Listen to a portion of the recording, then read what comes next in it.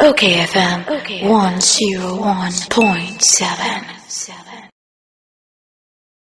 Na mame nkwa na me nkodi nkwa we na me nsamra nyangaza me wofa Carlos Ahenkorah honorable woyemra se bedwani a wogina wo ma Tema West Deputy Minister Trade and Industry na yeni nkodi enkomo kakra enfamra Mira Carlos Ahenkorah odafo me mo ache eburu over here guna ura me to nka na bako mi se o ana se me so why busy ntina ya me mfra wo no so opa na mami hwe enura ene yete se yewura Adongo wa wonu amra hye bedwani fa saa UNIPASS ho nsemsemi watie simu na agya nana ya Asafo agya wono so wode na to ayi twobord so ene heading hemre kushia ene wotwitwa kama pa se bibia ba ne ade aba yembre mu no na asemi maba nchen se Deputy Minister for Trade and Industry se na asemi city pa yo nyama mention ni check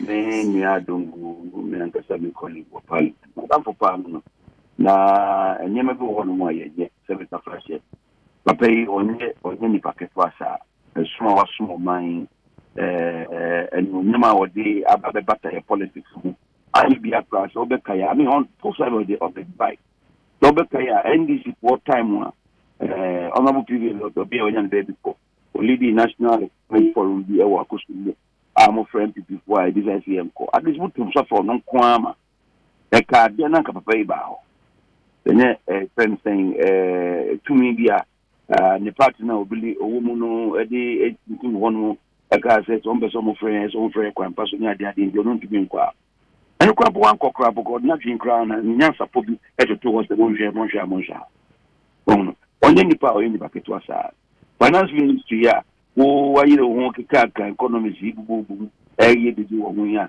senator Francis say the unlikely event NDC what we need power obeza ko finance ministry on why minister on mo dada abesi atwe it so wo asemi kana so the type of enemy sa ho ununsi na ni oye ni ntwe anything offer am say nyina nim say brother twem na wochi etwem yenye sorry anopa na say abo nsemi etiwodu ma amanfo eduma ni odi boss wa na wai nyina say o man penny na say government na tuwa be mu say oba en wa na needs and gaps analysis ana wa hwehwe nyema hu say akwan a yefto edigi yen revenue ana atuo ewo memu ano yebeti na yini ama I asin ye order dano entino omo paw ministry ye in charge with issue of ye nhwe ekwemu nhwe say yebeti ni aboa amedi ya to here ampani ampa ye ko ye chi no you know say 2015 abaya no wo so eto no sa afre Korea customs so omumra bo ko mo kasa ku say problem bi wo enko fu iba ampani ampa be ye adwuma be 6 months training ye hwe ye nyom ya edi enko fu ko Korea ko training after you do 6 months na yes say contract ma ona ye ko fa West between Nigeria ba ampa ye won ya papa amom sa o me free akọ na Nigeria for no buy na West Group for no almost be needs and gas analysis o book ne kakaraka bi a wonya hu say single would na you operate no problem e wo mu e ma wan pani oteso no e ma ehye onkutu pase o monko o manim na o monye single window no na GC net wo order more than be 15 years kra no ye gifi o monsem e de ma tanko fu enti e ko ye ko nya double single window e wo o main so that time no work the GC net to now the friend say West Blue to our system there two different systems ba ko ye high sim ba ko nti o mon kasa and the ma loopholes be dem na you know it remain ilusu revenue kaka and the ba ya share for na se there bi ye be say correct na part dia ye one seamless end to end process e be single window and double single Ampanyampa said the making. Yeni UNIPASS for no ekokasa say. Ebetumi a omomra no mehwe ni omobehwe no muhu ni ampeso wo yehu adwuma no mehwe man. Na kompeso mbebapo. Omampania na de no huji mu a na ma akuriafo yi bae. Na so maba na se be efie ba ko ne fa. Na utumi mu se nipa eso modi adni adwuma no. Omai wadwin se chese line obi Nigeria ni be kan line. Enti yekọ ni aba na ba. Ene koto baby na aban o tiso say mumpu sa dit we esi rolling out. Enti sa information ba say rolling out no. Stakeholders there omuka mu no bli ade me adwuma no. Me nua no fake forward esi. Omo nkasa e ba ni mo e be shia minister. Ana omo ne minister e kasa ite. Sese ye hu se je nya ba. But ye hwe roll out no ye o takra de na. Problems in kitty bi mu a kasi road no full whatever one hwa na ankwa kujina yi nti no on be sense in kitty yen consider the by side for at least for some time na ankwa say o man no sikaje ensem.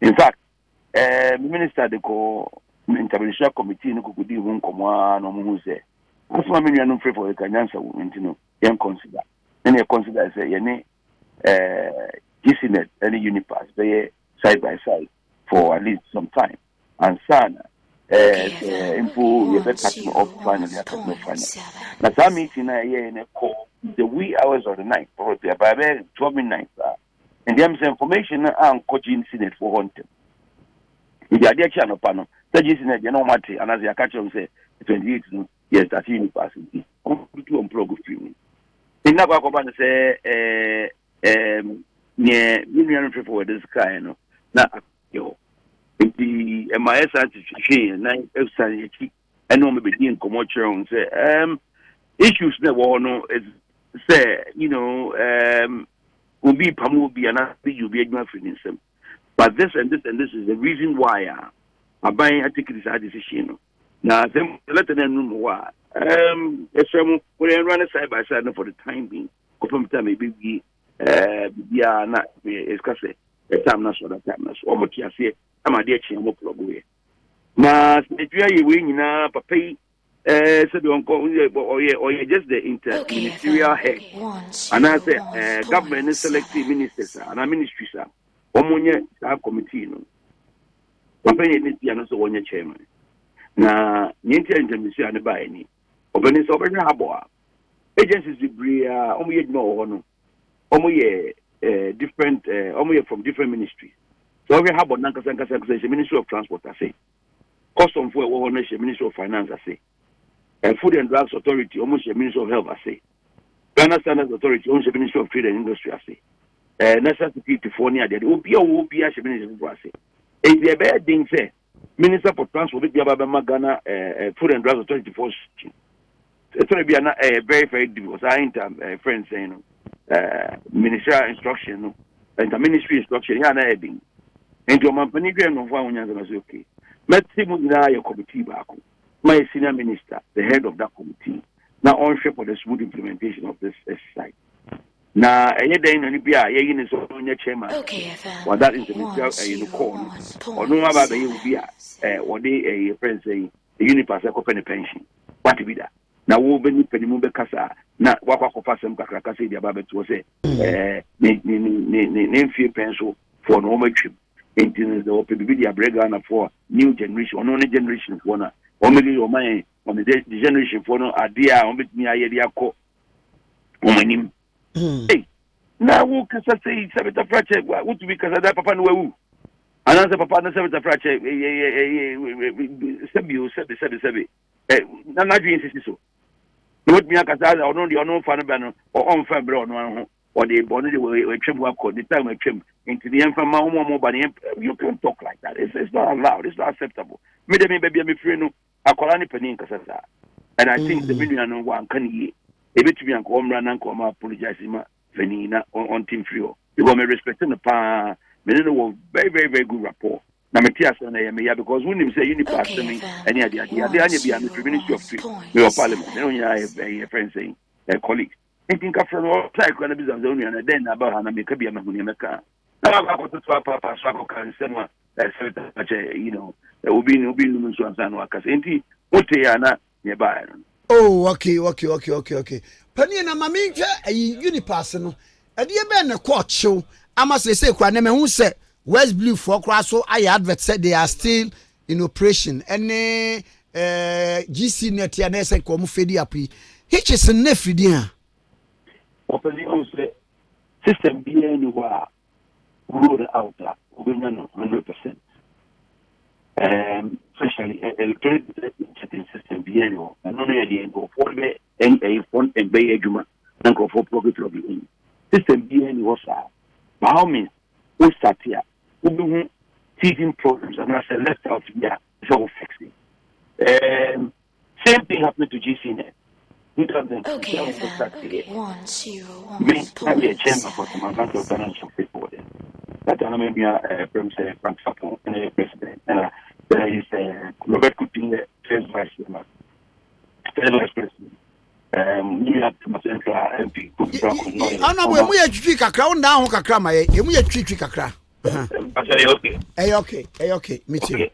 Now, maybe I could be back to my central to one another a friend saying,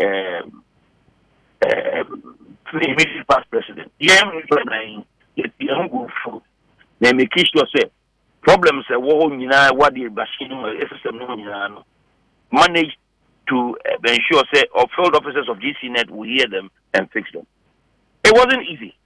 Yes, started GCNet not any easy cry. Even the same thing happened to a friend saying West Blue Chrome started 2015. What your publisher? That's another year politics, the media number in Pamela. How about you? What your publisher? On the catch when it started was same thing time it drew baby and normalize it. UNIPASS system they started wrong with it. The system runs very well and very smoothly as if I said no takradene other person. But operational problems and as a nipa no unwillingness no and I'm an abanisa. For example, say UNIPASS is party and as it be accepted declaration. Na utia duty via as a custom for a passes our information no comma terminal and I say baby I contain a chronic see one more hono no catch on say also see as or the number say yaba the military duty say ye baba ye examination in but you contain an issue you will never be okay be instruction na mo with the norm the time of one was at terminal on a normal produce at terminal on so almost plug into the UNIPASS system no that information into flow and I said you want any that's what we saw. And the Gapoa for SO on UNIPASS have a collaboration. MPS is almost configured to the UNIPASS.